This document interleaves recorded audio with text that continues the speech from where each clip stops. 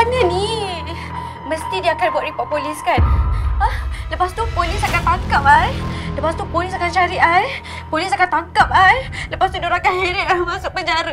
Sebab dia dah lama dendam dengan I kan? Dia memang jantan celaka kan? Min, boleh tak you relax? Okay, relax, tenang. Okay, mungkin ya dan mungkin tak. Tapi I tak rasa Alfie akan buat macam tu. You tahu kan dia sayang you? Betul. Kalau dia sayang I, dia takkan charge I kan? Ya, takkan. Okay? You pun tahu semua tu perempuan tu yang suruh. Betul lah. Perempuan tu yang suruh.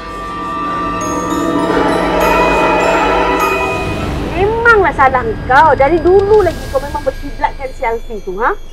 Suami mana boleh tahan kalau perangai macam ni? Bukannya aku buat apa pun, kita tak buat apa-apa pun. Sentuh pun tak. Masalahnya sekarang ni kau tu isteri orang. Kau faham ke tak? Mana boleh kau sayang orang lain macam mana kau sayang suami kau tu? Lepas tu kau abaikan dia pula tu. Kau tahu tak, benda ni dosa. Kau tak dosa? Okey, tu memang salah aku lah. Tapi kan, aku tak rasalah Syamil tu sebenarnya nak lepaskan kau. Mungkin dia cuma marah. Sebab itulah dia belah. Okey tak ni? Okey.